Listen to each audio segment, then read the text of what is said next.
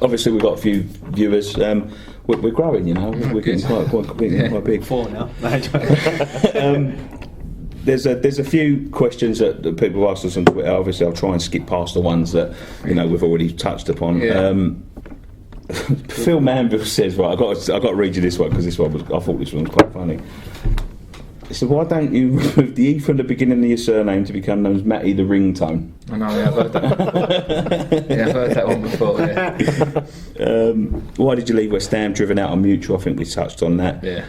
Favourite moment in the West Ham shirt? It's got to be the semi-final goal. It really has. The feeling I got that night for scoring that goal was, and just the feeling in the stadium. It was. The whole place went mental, so it's got to be that. I think I looked it up on YouTube the other day again. It's hard to find on YouTube, but even when I see it now, it still gives you the goosebumps. Without a doubt. It was that was a special day. So the camera was shaking and everything. That was from Eddie Bounds. Chris Ludlow says, why did he dive against... but shut up, Chris. Andrew Harkin says, would you ever play for West Ham again if you had a chance?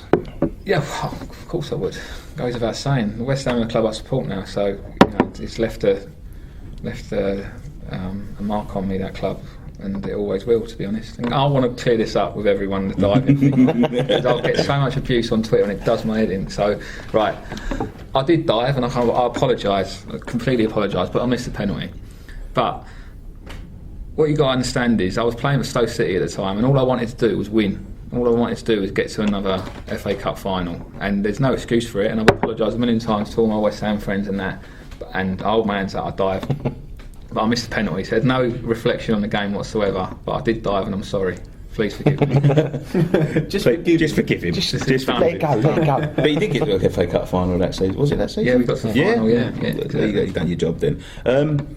Who was Reece Stevens says? Who was the best player you played with during your time at West Ham?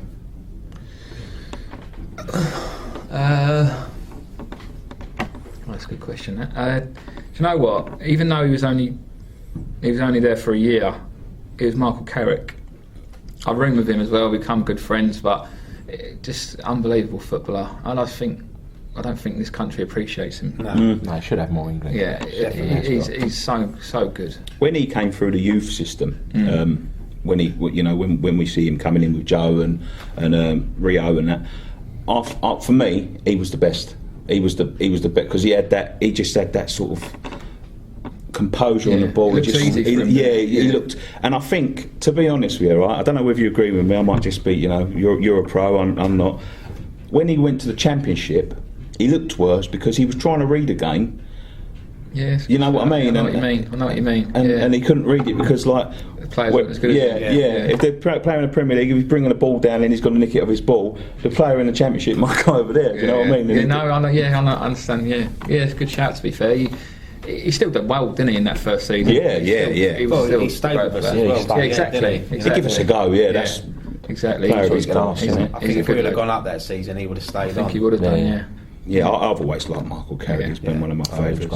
Well, he's a great player. Who's the worst player you've ever played with at West Ham? Name and shame. Well, you're putting it on him, haven't you? Well, we've had a beer, haven't we? We've had some shockers in there, man. Name me a few and I'll tell you. Did you play with Bar Morte? Yeah. That's what I'm saying about Kerbishley. He signed Bar Morte. He's taken my place. But I think he signed. Bar Morte couldn't take my place. Exactly. I must have been struggling at the time. I'm trying to think now. Yeah, Bar Morte wasn't great. He was touch tackle. I think the trap him further than most people. Yeah. I mean, some of the players we signed that season. I mean, Kieran Dyer. Yeah, Kieran. Good player, but good player. Lundberg. Yeah. They was just a payday, wasn't it? Payday. That's where the things were going wrong at the club when they were buying those type of players, and I think they had no interest in Lucas playing Neal for West Ham. turned down Liverpool in Champions League to come and sign for us. It was obviously for money. About 80 grand a week or something. Yeah, he is a good skipper though, Lucas. I had time for him. Yeah. You can always get stuck in, wouldn't you? Yeah, definitely. I can't think of that off the top of my head. I'll go by Bar Morte. There you go. Wellesley at Josh GFC Keeble asked about this season. He says, who will need to be bought in player wise to carry us forward, and the big question, Sam in or out? Yeah. First of all, regarding Sam, I just think it's a massive decision moving into the new stadium in just over a year's time. Club can't afford to get relegated next year, so with Sam in charge, that's not going to happen. I know the majority of fans now turned and they want rid of him, which I can see that. I can see their point of view. But I just think you've got to be very careful if the powers that be then bring in an experienced manager like a Benitez or something like that, then brilliant. The club is going to move forward.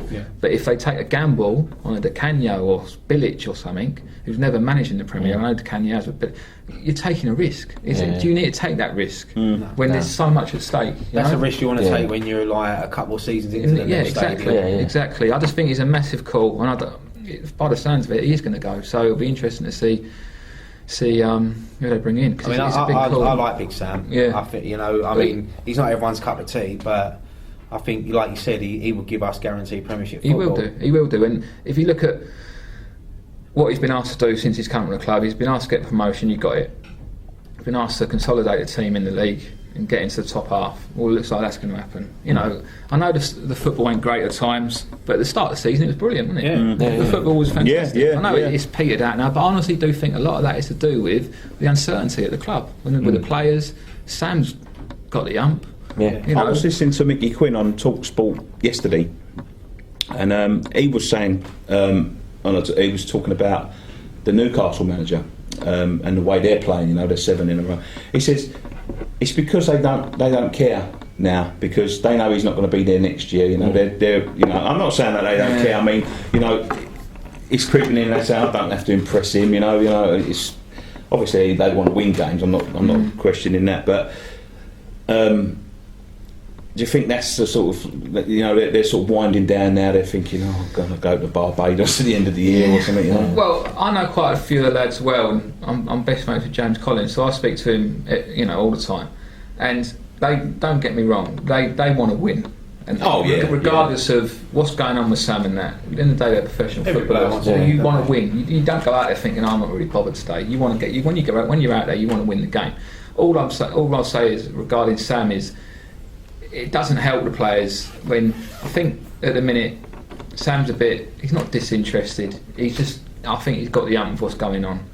He wants his future sorted. I think rightly so, mate. So therefore it's coming across to the players. The manager's got the ump. He's probably not as interested or not as methodical as he used to be before games, etc. Because he don't know what's going on. So the thing is, we're not going to go up any further. We're not going to go down. No. So why wait to the end of the season? Why don't you just say now? Because us as fans, we want to know. Exactly. Just like Sam wants to know.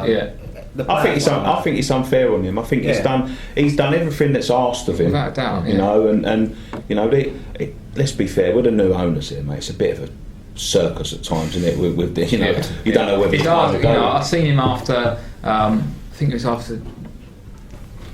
2 weeks ago, and they interviewed him, and they said in his pre-match press conference, they said, I was saying that Sullivan's not too happy with the recent results. He's come out and said that he's not happy with what's going on at the club, and you could tell how much annoyed Sam was with that. He's like, oh really? Did he?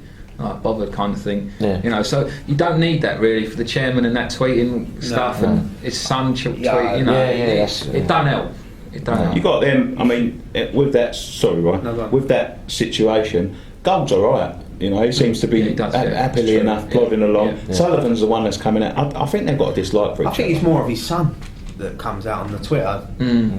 I don't see much of what his son says, but I follow Gold on Twitter, and to be fair, he's pretty straight down the line. He don't come out with nothing too controversial, but yes, you're right. It does seem to be more Sullivan. I think this is the last one. I think. I've got one. You got one? Yeah. If Sam leaves, this is from Terry Shaw at Tez_F1. If Sam leaves, who would, in your opinion, be the best to take over? Who would you like to see? Benitez.